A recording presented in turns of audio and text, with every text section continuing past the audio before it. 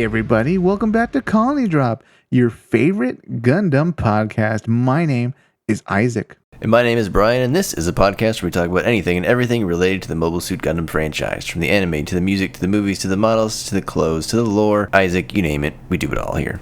That's right, Brian. In fact, we even go to live Gundam events, such as limited screenings of Gundam movies in American theaters here in the beautiful United States. Isn't that right, Brian? That's right. I was going to make a Greenland joke, but I'll cut that out. Oh.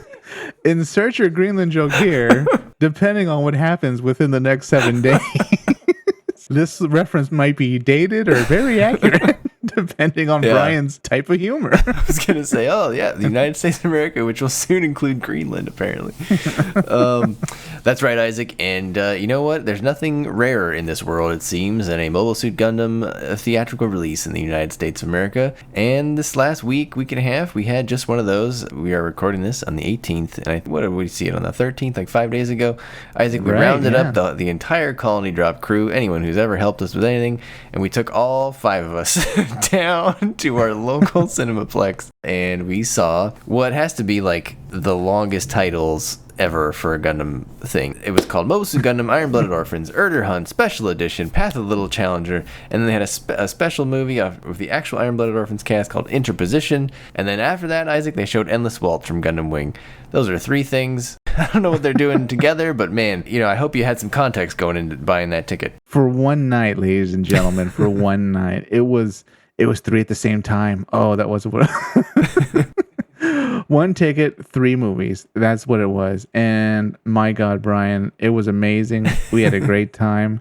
And the whole Gundam squad being there, almost like the whole Gundam Wing showing up in Endless Waltz. Oh, there's 5 of them. It's like poetry. It rhymes. Yeah, that's right. Right after the show, we realized that there were 5 of us and there were 5 Gundam boys. So we renamed our group chat on the spot Gundam Boys. So there you go. Gundam Boys.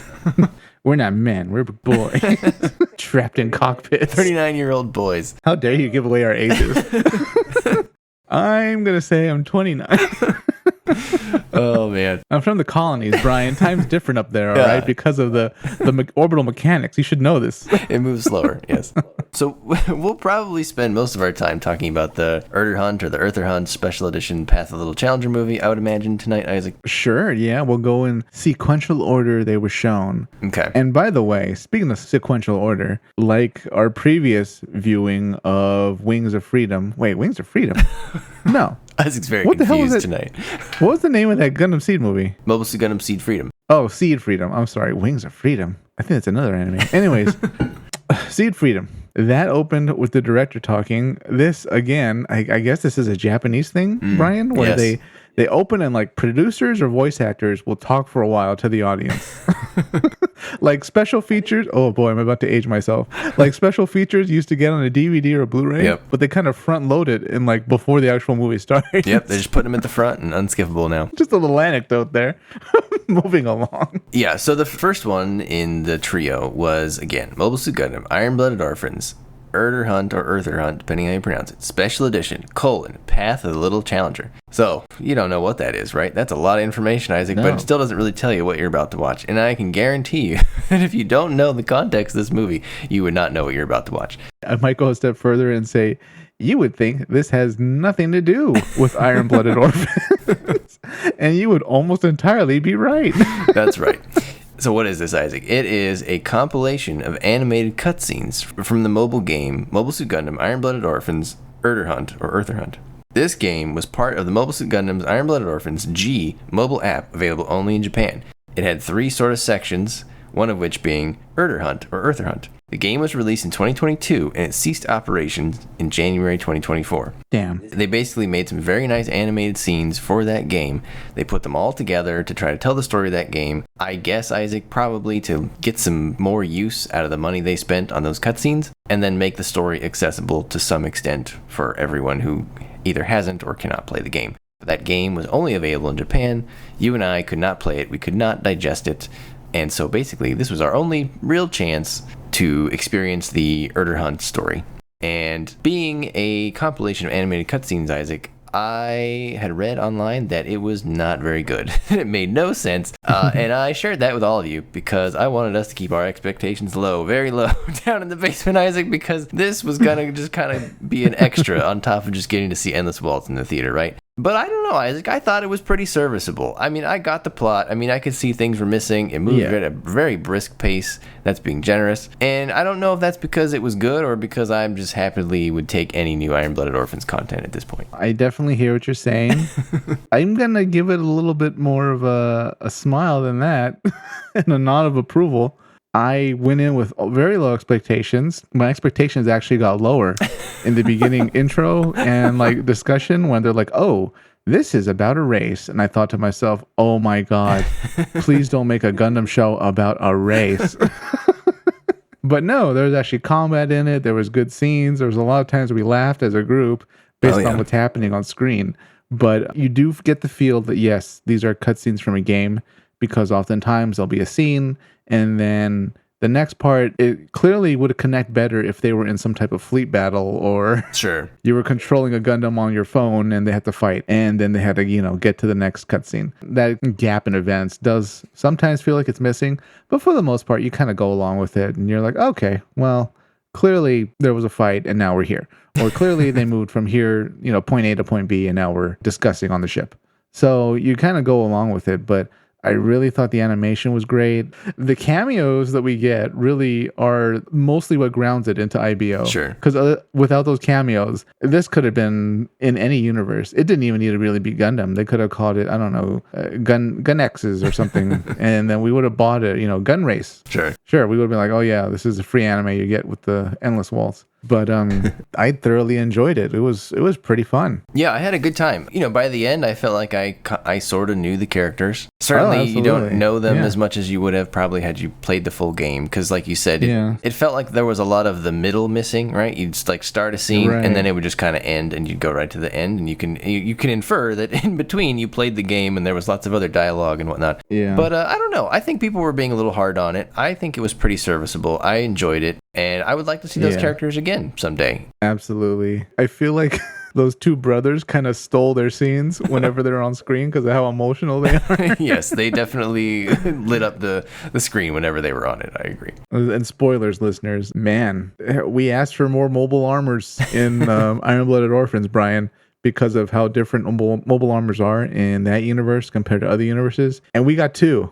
That's true. That's true. We got double the mobile armors that are actually in Iron-Blooded Orphans. And these ones were very memorable. It was I like how they clearly showed one mobile armor still has PTSD from fighting a Gundam. He gets flashbacks mid-battle. And the other mobile armor, I don't know. It felt a lot like the body itself was the Delos in a way. Oh, yeah. I could see that. Yep. Mm-hmm. Big, what would you call it? Two big shoeboxes on each side. Yeah, very geometric, I would say. Yeah. A rectangle.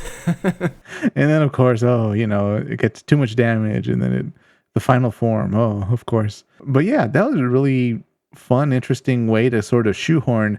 By the way, there's another sphere in Iron-Blooded Orphans that's almost way too far for Gjallarhorn to do much. And they up to their own adventures and stuff like that. Yeah, I mean, it's a clever way to sort of set it away from the main conflict so you don't have to cross over all that much, but you can kind of exist in the same world. So, let's go over the quick synopsis here, Isaac, and then we'll get into it. So it takes place between season 1 and 2. So like you said, what cues us into Iron-Blooded Orphans is the cameos and sort of your own knowledge of the lore of Iron-Blooded Orphans, right? Right. If you don't really know how special mobile armors are to the Iron-Blooded Orphans lore, I'm not sure that you would have the same reaction as, like, say we did when we saw them come on the screen. It was like, ooh, I want to watch this part. Yeah, it's like, uh-oh. Yeah. But yes, this happens between season 1 and 2 of the Iron-Blooded Orphans TV series. This is the official synopsis here. News of Tekkadan's exploits has also reached the ears of Wistario Afam, who was born and raised at the Radonitsa colony near Venus. Venus, which lost to Mars in the development race, is a remote frontier planet in which the 4 great economic blocks show little interest. It is now used only as a penal colony for criminals, and its inhabitants don't even have IDs. Sounds a lot like Australia, Isaac. Yeah, pretty much. Although I have to say, I don't think Australia ever had a beautiful city orbiting above Australia. It was quite nice, yes. Then Yeah. Wistario, who wants to improve the conditions in his homeland, encounters a girl who claims to be the guide to the Urdr-Hunt. And drawn in by this encounter, Wistario now stands at the threshold of the Urdr-Hunt, a race which offers a prize vast enough to easily purchase a whole colony. So basically, he's given this opportunity to win a bunch of money through this treasure hunt, which they call the Urdr-Hunt or the Urdr-Hunt. He wants to win so that he can turn his colony into basically a tourist destination. He wants to create Las Vegas out in out in Venus. Maybe we can call it Las Venus. I don't know. I was wondering what exactly he envisioned by tourist destination, because he said that, and then by the end of the movie, we're like, well, it doesn't look like much progress has been made. Right.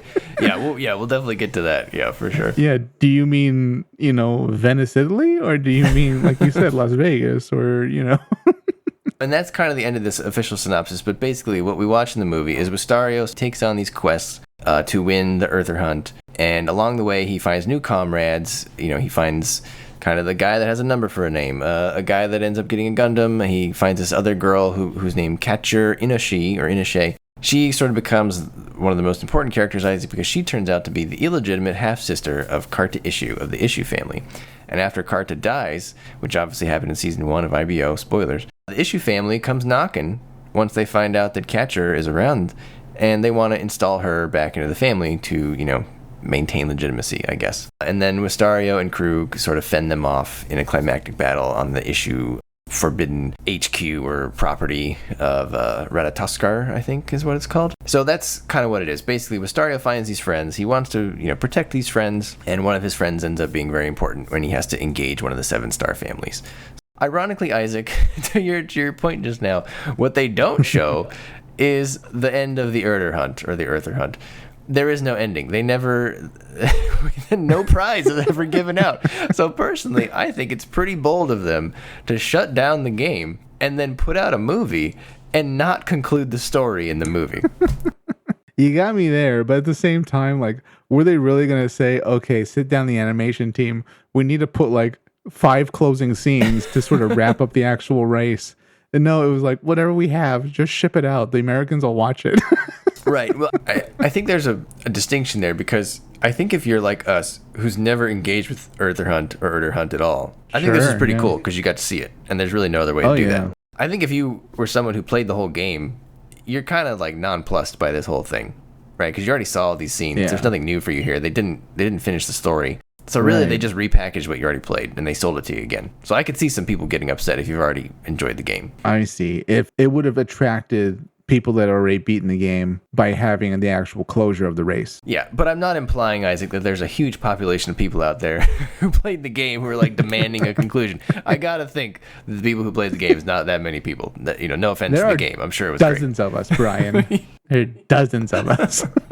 Oh, I guess we should say how many people were in the theater, right? So. Oh yeah, packed to the walls. Right, there was us 5, and I think we had 2 behind us and maybe 2 in front of us. I want to say 10. 10, so 10 total. Yeah, maybe 3 in front of us. So 10 total, I think.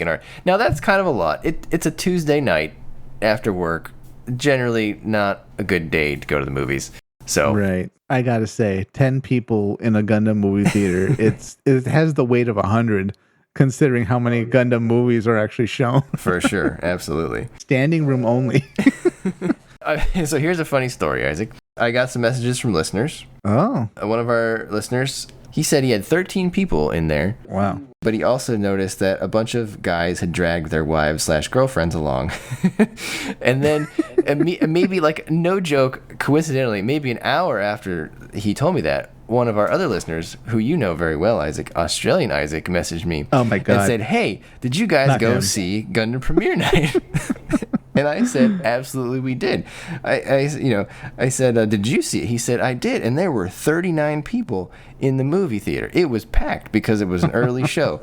Lies. But he said, I brought my wife, and she fell asleep, and she snored during the big climactic scene where, let's see, he said, yep, took the missus. She actually fell asleep. You know that part where the chick's rolling around space wearing all the plot armor? And she snored right at that moment, like right before the reveal. And oh my God, the whole cinema laughed. Apparently that was the second best part of the movie. So I thought that was hilarious that his wife fell asleep right after the other guy told me. I was surprised people drag their wives to this. Oh man, but It would have been great if one of the comments was, yeah, in my theater, some woman fell asleep.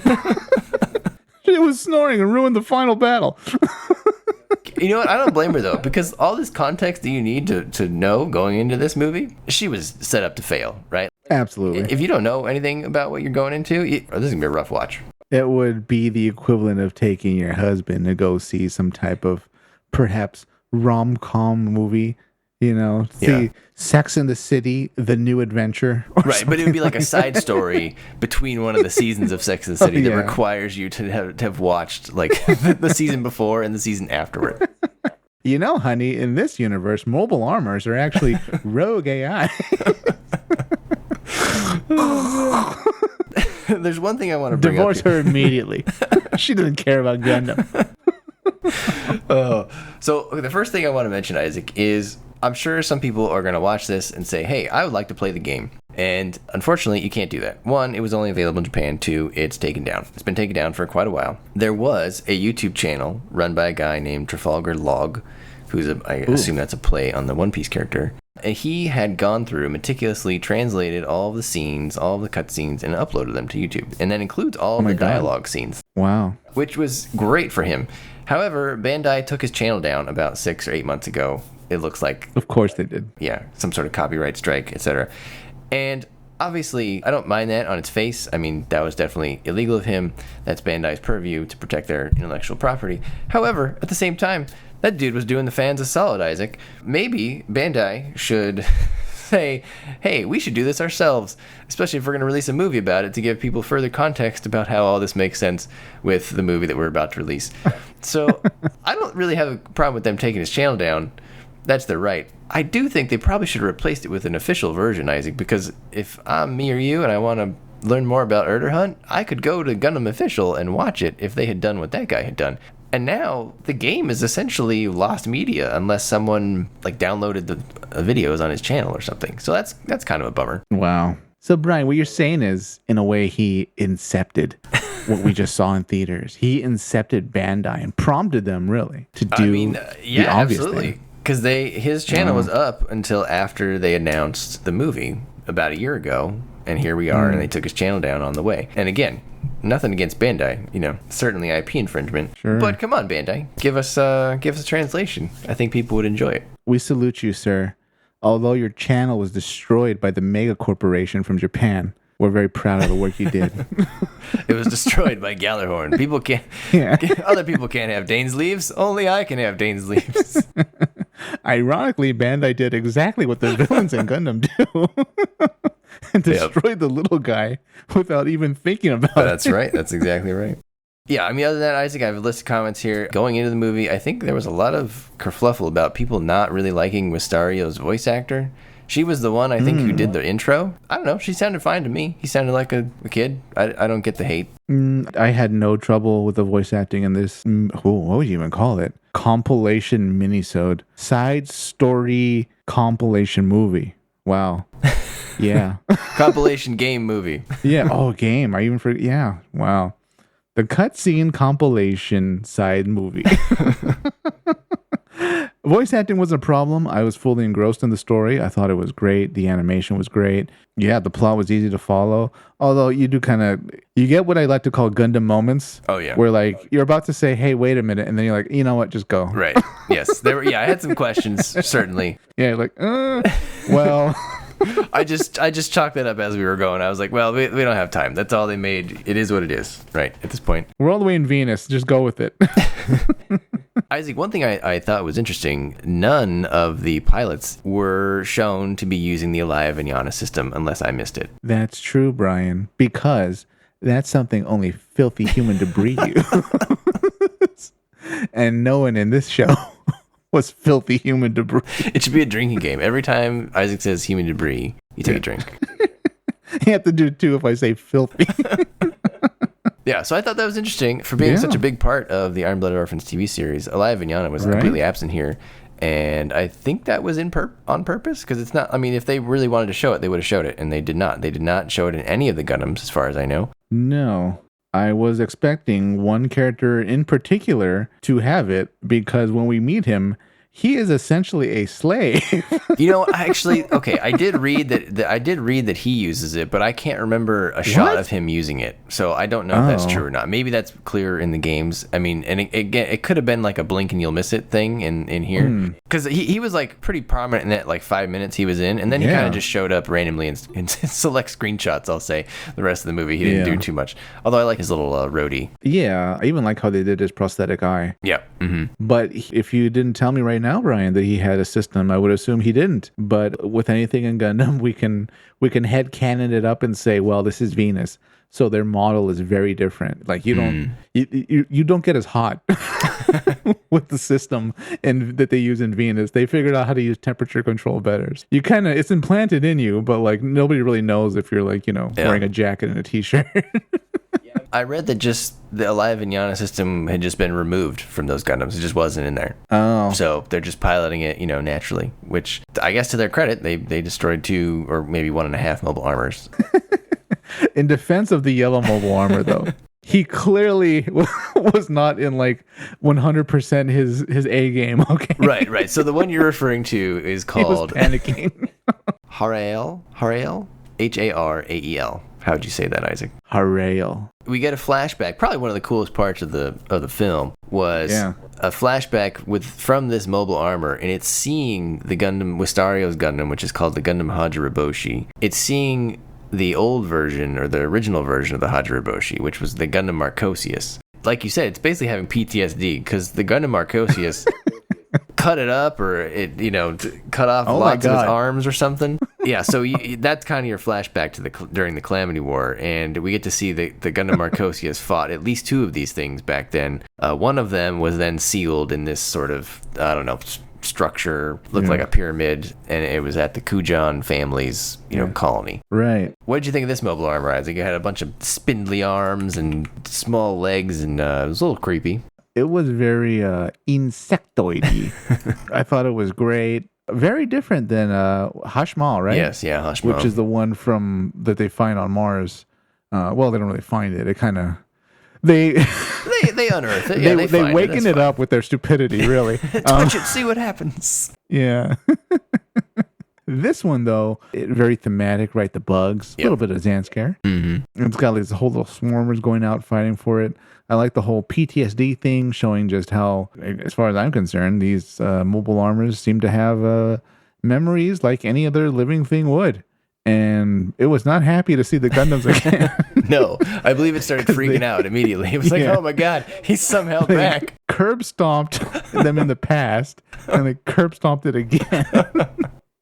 But it was great. I'd love a model of these, not to scale, but you know.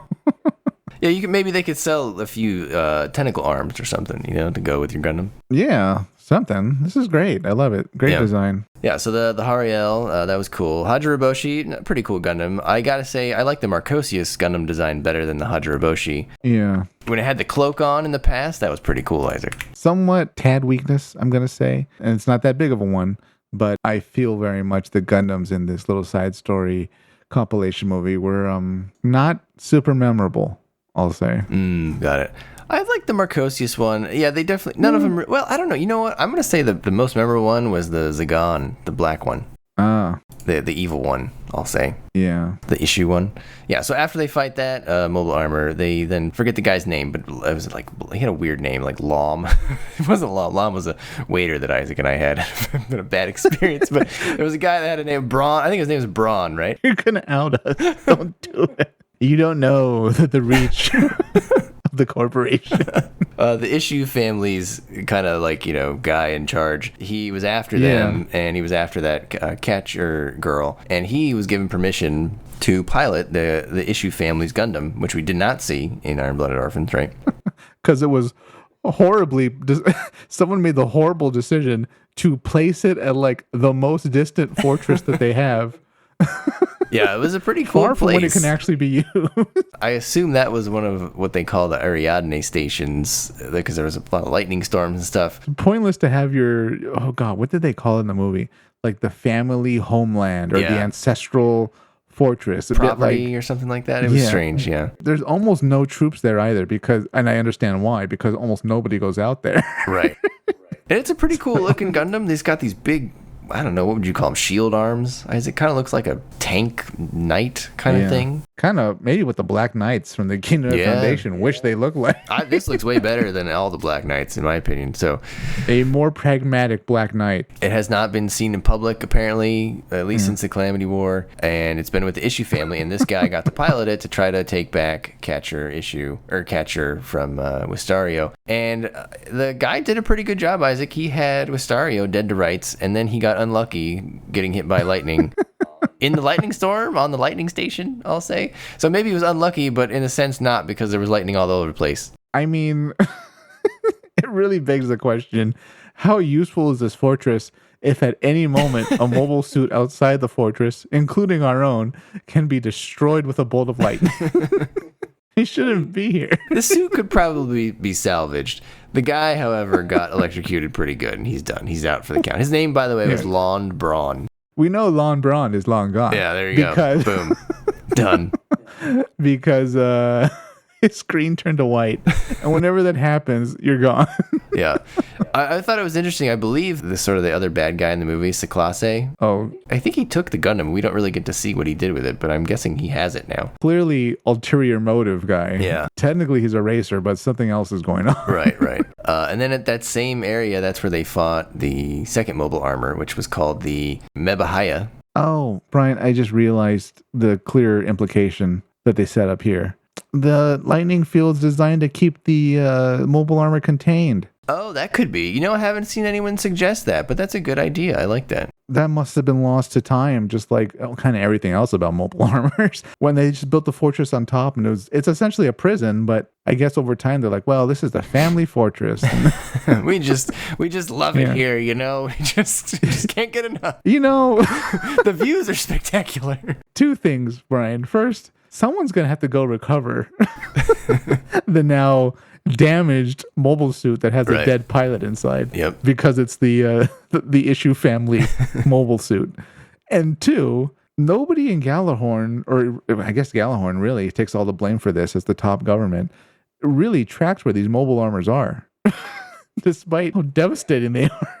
It's interesting that you bring that up, that it's a prison, because the other observation that I was going to make is that the first one, Harael, was at a Kujan family colony, and this one was at an Issue family colony. Perhaps they know a little bit more about some mobile armors than they do others. Now, I also wasn't clear. Maybe this is clearer in the game. I felt like it was implied in the film that the Cyclasse guy, I thought he somehow brought Mebahaya to Ratatoskr during the final battle as like a surprise so that he could sort of win and kill everybody. Heck of a surprise. But they didn't make that explicitly clear. So I like your prison idea better. Well, it was in the rocks, so I assume because Gundams are nearby, they wake up from like PTSD or something. Yeah, I also don't know how the guy would like smuggle it in there. That's like a pretty big package to smuggle, so that doesn't really make sense either. Yeah. But I like the prison idea. That's pretty cool. Is that your headcanon, Brian? Like every member of the Seven Stars families knows where like the mobile armor their family defeated in the past is, but they don't bring it up because that means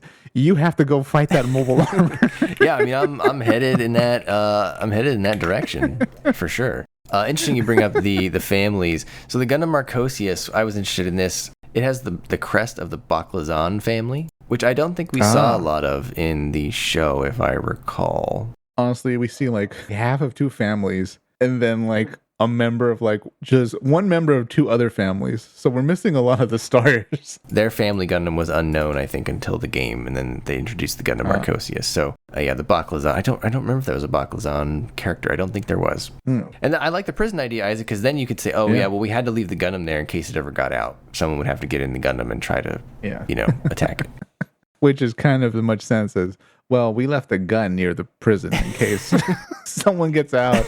Someone has to run over there, get the gun, and it also somewhat doesn't make sense because if you wanted to destroy it, couldn't you just bombard it with Dainsleys and be done with it? Yeah, actually, it raises the question: like, do we ever really destroy mobile armors? Well, I don't know. Maybe they were keeping it just in case they needed to use it, or maybe they thought they could harness its power or something like that. But I got to tell you, Isaac, I would like to see Cyclasse salvage the Gundam Zagon and take pieces of the mobile armor and add it to the Gundam, just like Mika did by adding the tail of Hashmal onto the Barbatos. That'd be pretty cool.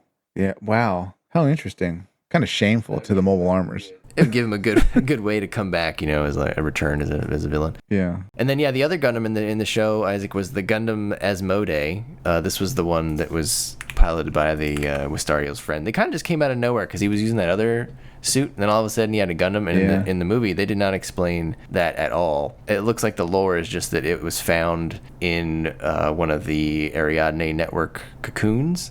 I remember them talking about cocoons in the movie, but it was pretty quick, so maybe I missed it. But maybe I missed whatever the implication was that they found a Gundam. I definitely don't remember that. He just kind of had one. Yeah, that's a cool Gundam. It's definitely very visually different. I like that it's not the same as Hajiraboshi. So it was cool color. You don't usually see like a dark gray and fluorescent yellow-green Gundam. I'm actually not a fan. Well, two things. Number one, is your headcanon in the Calamity War, now that it's established that Gundams can kind of upgrade themselves with mobile armor parts, that as the war went on, like the mobile armors were fighting Gundams just wearing like pieces of dead mobile armor? Making the mobile armors even more upset. I don't know. I mean, I don't know if is that a new thing, or is that the engineers now are much more like, hey, we don't have parts for this stuff, so we're just going to use whatever. So I don't know if they did that back in the day, but I mean, maybe the Gundams could get stronger. That's kind of neat. Yeah, it's very Tekkadan. Like, well, just slap it on there and send him out again. Right. Yeah. Yeah, this one's kind of cool, Isaac. The lore says that they just didn't know where this Gundam was at all, and that it probably wasn't even used during the Calamity War. So him using it was probably in its original specifications. Wow. You know what? I'm not a fan of it. It's a little Zoids.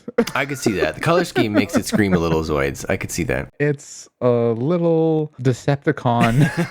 Definitely see the Decepticon. Yep. Not a fan. Yeah. This will be very polarizing, actually. I'm gonna lean towards most of the fans.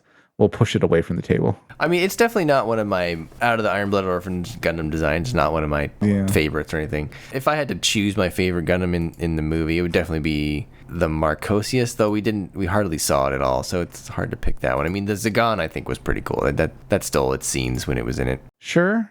That was pretty cool. It's a pretty evil-looking Gundam, too. Might deserve an honorable mention on the evil-looking Gundam list.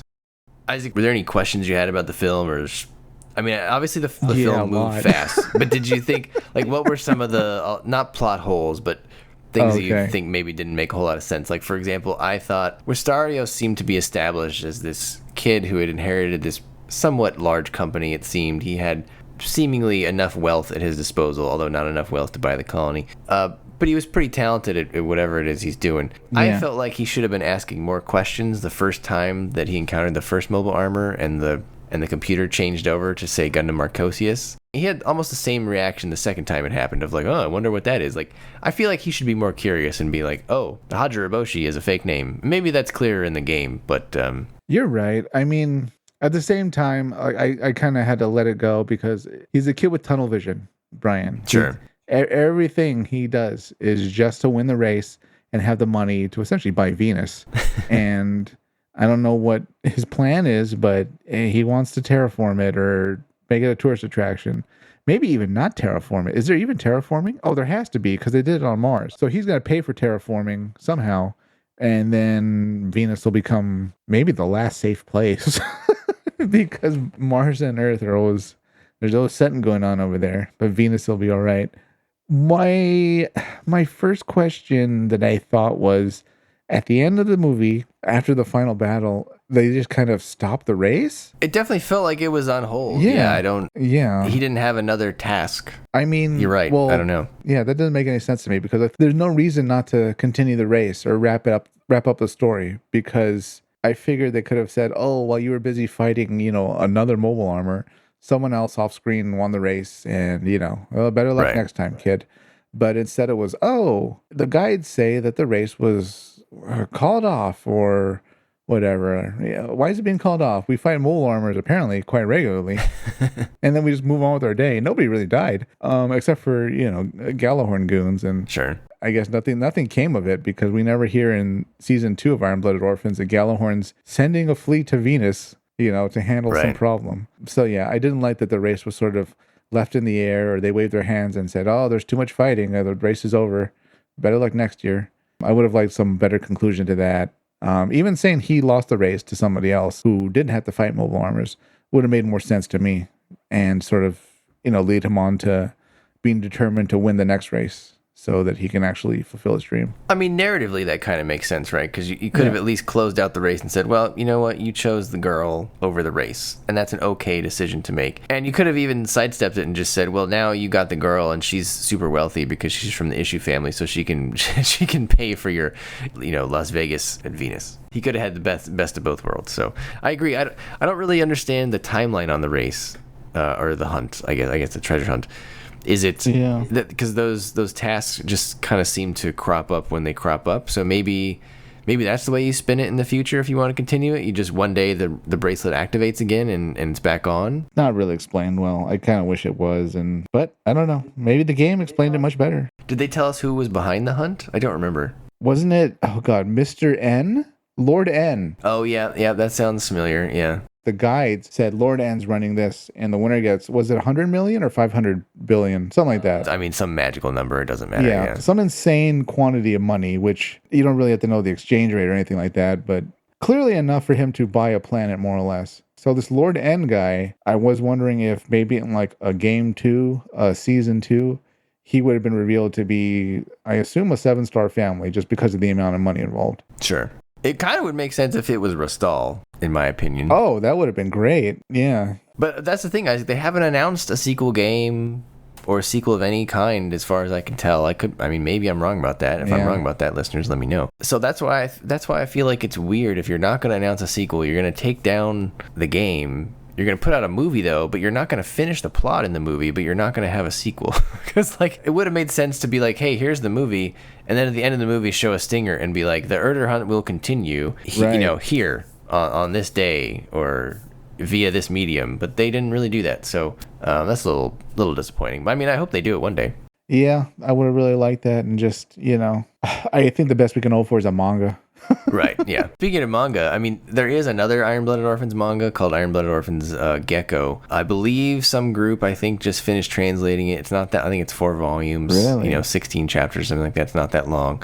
I don't actually know if the manga's done in the sense that the manga is no longer being published. I don't know if it tells a complete story, but they just took down the channel that was archiving Urdr-Hunt. So everybody better go read the Gecko translation while you have a chance until they take it down. So maybe we'll have to add that to our list this year, Isaac, and that way we can say we've consumed all the Iron-Blooded Orphans lore there is to really consume. Yeah, sure, that'd be great. Yes, so then the next part of the premiere night was a very short movie with the actual Iron-Blooded Orphans cast, and that was called Wedge of Interposition. And this was just a quick little movie of Orga being stressed out, trying to run the organization, the Barbatos doing some dueling, and then we basically get to see the origin story for one of Isaac's favorite fashion accessories worn by Orga, which is the... I'll say it, the maroon suit. There you go, the maroon suit. Or burgundy. Which one is it, Brian? Oh. Comment below. What color is it? Yeah, what color is Orga's suit? Yeah, so we get to see the origin of the maroon suit and the origin of how Ride got Orga's scarf from season 1. I really enjoyed this, Isaac. It was very short. Yeah. Well, there's not a whole lot to say about it. I haven't seen anyone have anything negative to say. It was really cool to see all those characters again. It was a suitable, good origin story for both the maroon suit and the scarf, and I loved it. I don't know. It was great. It was everything you'd want in a good little side story that doesn't take place after the end of the series. So everybody's, spoiler, alive who should be alive. Everybody has all their limbs, their bodies are working fine. Putting it between the 2 seasons is perfect because things are on the up and up. Right. Tekkadan is just getting started. They're getting their contracts. Nobody's coming in from outer space to kick their teeth in. And it was great seeing the characters. They're human debris still, but I'll take what I can get.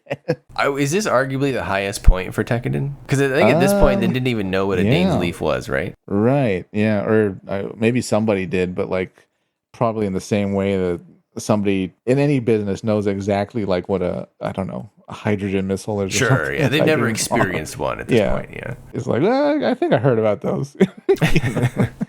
Not, see one land on your friends. It makes me wish he get a sequel with Mikazuki's son, Ride. Oh, yeah. And, even throw Wistario in there, now Wistario's part of the animated, Iron-Blooded Orphans world.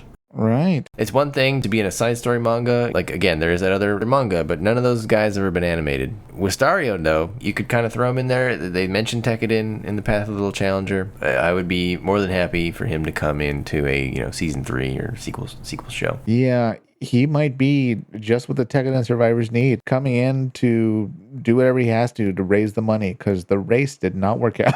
Exactly, yeah. Animation felt a notch up. Oh, yeah, it was definitely newer. Just a bit. That was one thing I wanted to bring up, actually, the whole animation thing. Again, a lot of people are sort of upset that there's no new content here for Urdr-Hunt. Now, whether that's justified or not, I'm not taking a position on that. I want to just point out, though, that there is no new animation, really. I think they added those scenes of the girl talking, the guide girl. I think her name was Corona. Okay. So those scenes where she's just, like, kind of talking, I think that was their attempt to, like, bridge it all together, which I get it. They needed a low-budget thing to tie it together. The stuff happening around this, Isaac, makes me a little worried about Sunrise's ability to make Gundam anime, I guess, at a basic level. There's no new content here.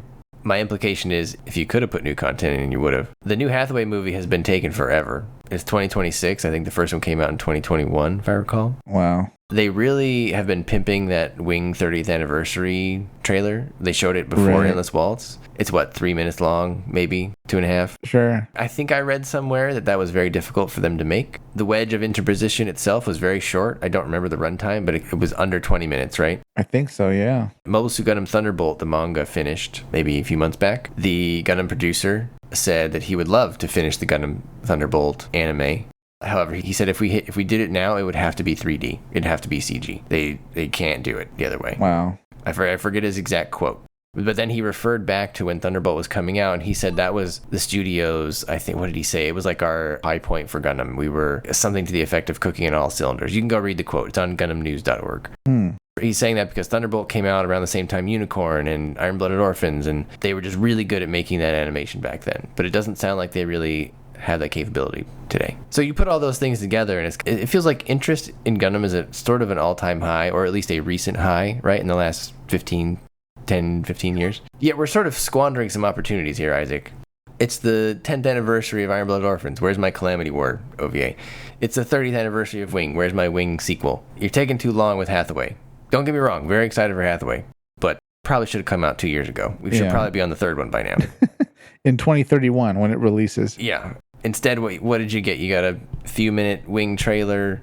You got Wedge of Interposition. You got whatever you want to call Urdr-Hunt.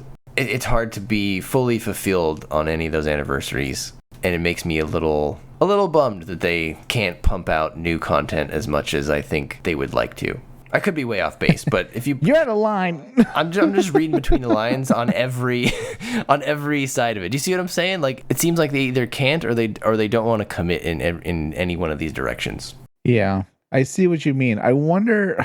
God, that's not even true. I was about to say, are anniversaries that important in Japanese animation? But yes, it is important. Right. And here we are, not getting what we should be. I found the guy's quote. Let me read it. He's referring to Gundam Thunderbolt again. He says, even if we were to do another installment, fully hand-drawn mecha would be impossible, including the Thunderbolt Gundam. It would probably have to be done in 3D. I'd really like to do it one more time while character designer Takaya is still active, and I definitely want to try persuading the director. In terms of mecha animation, Thunderbolt was probably the peak of Sunrise Studio. It was at a time when the staff were at the top of their game after Unicorn and G-Reco. We can't do the same thing again. If it were to be made today, it would be 3D immediately. And then he said the Gundam project currently underway, Hathaway's Flash, is in the middle of a very demanding phase. I just feel like they're having a hard time, Isaac. I don't know if all the people who knew how to do it, are they all just retired? I don't know. They're just tied up in other things, or... They got a 5-man team making anime, and we can't pump out all the anime we want. Someone used all the money for something else. I don't know, but yeah. So I don't know. It's just a really weird vibe, I guess. What could have been? Yeah. Well, that's a pity and a bummer. Didn't mean to be a downer, everybody, but I read that and I was like, I don't know. You guys are going too slow. God damn it. Because I'm not even like the biggest Wing fan, Isaac, but I mean, like, I would watch a Wing sequel with that cool animation. Like, it was beautiful. And, that's what everyone wants. So just give the people what they want, then, right? Yeah. And you know what's great? The ending animation is like, and the Gundams or any other mobile suits were never seen again in the Earth sphere. Oh no! But what's going on Mars? Nothing the good. Mars sphere. Nothing good. Tekkadan's there. Plenty of Gundams over there. So yeah, all over the place. I don't have anything bad to say about Wedge of Interposition. It was great. It was short. Everybody should go watch it if you liked Iron-Blooded Orphans. I can't think of anything bad about it. Very fun. Good funny moments in it. If you're a big fan of like constant huge battles and stuff like that, you're not gonna get that. No. There's fighting, there's combat, but we're not gonna see a fleet battle. So hold on to your right. Keep your pants on. But other than that, it's really good and very rewarding if you enjoyed the characters in Iron-Blooded Orphans and the story in Iron-Blooded Orphans. Isaac, if you were a fresh watcher of Iron-Blooded Orphans, as two of the people we brought with us were, would you tell them to watch Season 1, then Wedge of Interposition, then Season 2, or would you tell them to save Wedge of Interposition until after Season 2? After Season 2. I think I agree. The cameos and kind of callbacks will hit you better. Yeah, I agree. Yeah. I think you wouldn't watch it with the same sense of nostalgia or fondness, I guess, if you were to watch it in between, in chronological order. Yeah, when I was watching, I was like, oh, there they are. Or there he is. I was like, oh. And I was like, wait a minute, where's Rustel? You're like, what am I thinking? Yeah, what am I saying? They're human debris. Well, and then that brings us to the third showing, Isaac, which was the anchor of the whole production, being Mobile Suit Gundam Wing Endless Waltz, which we've already done a full review of, so we're not going to re-review the film or anything. But how'd you feel about seeing it on the big screen, Isaac? It was great, Brian, and I forgot perhaps the unique approach taken to dialogue that allowed there to be a lot of funny moments watching it on the big screen with how lines are delivered, the wording that certain characters use, which I guess when you're watching it on Cartoon Network as like a 14-year-old kid, you're kind of like, oh, that's pretty cool. And then watching it now, you're like, what? Nobody talks like that. That's ridiculous. Yeah, I learned something about Gundam Wing. I think I'm finally starting to learn what frame of mind I put myself in when I watch Gundam Wing and anything related to it. I've seen multiple people say this now, where Gundam Wing loves to be overly dramatic, like it's on purpose. Like, so they're doing that on purpose. That's just how they want to tell their story. Like, that's why Treize delivers his lines of like, I'd like to request the name Wind because it puts out fires. That's such like a overly dramatic line, and I think they do that on purpose. I mean, there was 2 lines in the movie that really killed in our 10-person theater, Isaac. But what was your favorite one out of those 2? My favorite was where Hero is at a computer console. I think he's in a base that they broke into. And this might have been like a Barton base, I think. Anyways, he's going through like their records and their information. He's like reading about the Barton Foundation and, oh my God, they're mass produced like mobile suits and stuff like that. I think they're getting ready for an attack on Earth. They're probably going to seize the government or something. And then Duo walks in and is like, hey, what are you doing, Hero? And like Hero's like, I'm done looking up my research and stuff. I got to get going. Relena's been kidnapped. And he calmly stands up and just starts to leave. Grabs his jacket and just walks at like a very casual pace, like he's, going to the pharmacy or something. Oh, that was my favorite one, I think, and it just really railed home how well they got the translation when they had to do the English dub, and at the same time they probably had to figure out how to deliver the lines too, and this is what we got. Right. Just, man. My favorite was that when they cut to Decim Barton, and he's just standing there in front of his army or whatever, and he's like, it looks like my calculations are right, unlike Cans. He said, Cans died like a year ago, and this dude is just catching stray insults. I'll show him this time. He'll be spinning in his grave when he watches me pull off my version of Operation Meteor. I don't even need dolls. It was a pretty fun time. if it ever comes back to theaters, I would highly recommend everyone go watch it. Mainly because, Isaac, the animation still looks great. Yeah. It was not every day that you watch something so new like the Urdr-Hunt stuff or the Wedge of Interposition right next to something that's a little bit older like Endless Waltz. And I gotta say, Isaac, a lot of the art style and the more detailed art in Endless Waltz, I think I prefer that to even the newer animation of IBO. There's certain stuff that's smoother in IBO, of course. So that's why that 30th anniversary Wing thing, I think, looks so good, because it does blend both styles very well, I think. Huh. Yeah, I don't know. There's just something grittier about the 90s art direction that I really enjoy. Yeah, I'd say it's akin to how in a lot of animated movies, like Disney, Warner Brothers, whatever. Yeah. I don't think DreamWorks has any hand animated movies, do they? No, they all went exclusively DreamWorks? Computer. I don't know. Yeah. I mean, I don't want to be definitive, but I can't think of one. So. Other movies, right? Was it Don Bluth who did certain movies like Anastasia and all that stuff? Mm-hmm. The hand-drawn aspect of it, whatever it is, the human eye, in a way, we appreciate it more, and it has a quality on its own that I think, maybe it's nostalgia speaking as a 90s kid, but has always been so much stronger than anything a computer can do. Yeah. So for that reason, it's got a class to it, a beauty of it that has never been matched by. I don't mean to dump on the Appleseed fans, but like Appleseed, which is almost always, other than the original, is always computer. Sure. So, which, it looks great and there's fun stories and stuff, but animation wise, I'll take something hand drawn any day. Yeah, it makes you realize how good we had it in the 90s, with all those OVAs like Stardust Memory and 8th MS Team. I mean, man, they look pretty gorgeous to my eye today. Yeah, the detail and the time, it was great, Brian. It was a lot of fun. I'd see Endless Waltz again if I don't know, the dying movie theaters told us, oh, we're gonna start showing anime whenever, because the millennials, they love their anime and yeah. They got disposable income. Get them in there. It strikes me that Endless Waltz would be incredibly fun to see in a movie theater if you had like a full theater. Yeah. Because that used to be half the fun of going to the theater, the sort of group reactions and stuff. You don't get that as much anymore because there's not as many big movies. But, I think of like watching Endgame in a theater, for example. Like that was an experience. Yeah. If you could watch Endless Waltz with a crowd that knows all the lines, everyone, when it was time, I guarantee you half the people in the theater would be like, I've got to go. Relina's been kidnapped. Like they would know that's coming up, like it would be a lot of fun. I guess I'll go back to being called No Name. Troa, have some self-respect. My question is, how did the Barton Foundation hire him? He can't just put No Name on your employee information. Like, where's this pay stub going? It's going to No Name. No Name? Is that an error? But I think the dream scenario would be at a convention, the Gundam fans or Mecha fans really pack in Endless Waltz, right? They pack in the auditorium and everybody's laughing and I don't know. Oh yeah, absolutely. Throw popcorn at the screen when you see Deckham.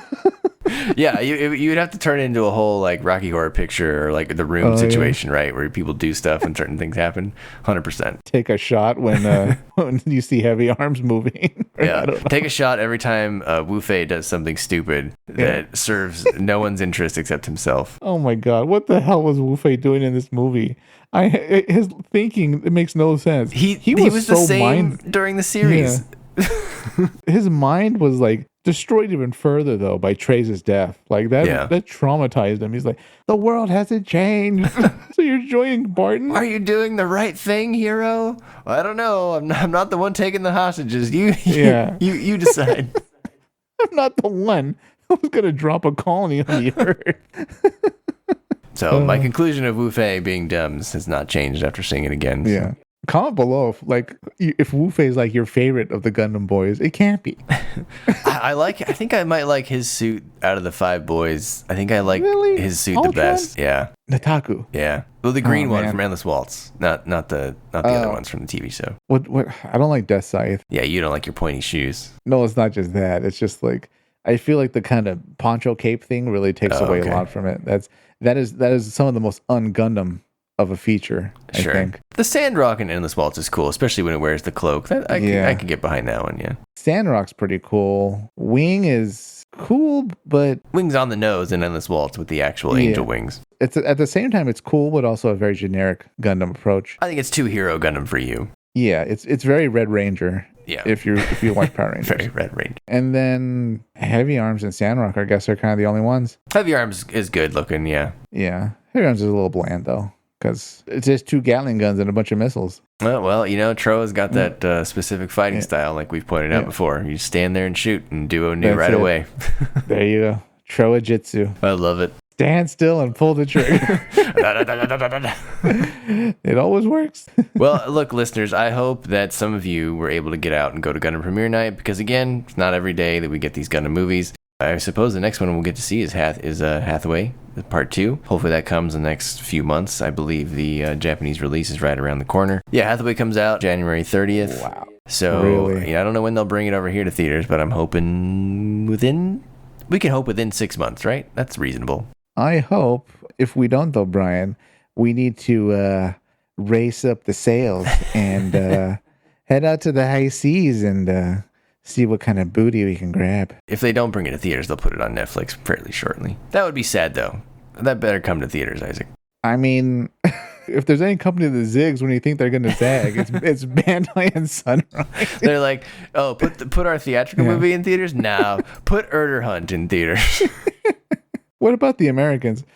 Release Afterglow of Xeon. Oh, yeah. Are you sure? Oh, yeah, I'm sure. That was what I was going to ask you. What do you think would be easier to follow? Afterglow of Xeon or the Urdr-Hunt movie? The Urdr-Hunt movie. I agree. I think I agree with you. Afterglow of Xeon was so poorly edited. Like, I wonder what the story behind the editing was now that I think about it. Was it given to one person? Afterglow, it ended exactly at the 2-hour mark. I think they said, make this fit into 2 hours no matter what you have to do. Oh, man. I don't even remember. It was so bad. I don't remember. So bad, they took it down. Well, hey, who uploaded this? No, delete it. You're decreasing the reputation of the show. All right, listeners, let us know what you thought about Gundam Premiere Night. Hopefully you made it out. Did you like Urdr-Hunt? Did you think it was too much of a mess? I hope you all enjoyed Wedge of Interposition. I can't imagine any of you hated that one. And of course, I'm assuming all of you Gundam Wing fans really loved Endless Waltz in a theater. I thought that was super fun. And yeah, over to you, Isaac, and with any questions, and you may take us out of here. All right, listeners, before you go to sleep tonight, stand next to your bed because we got to get going. Relena's been kidnapped. Good night, everybody.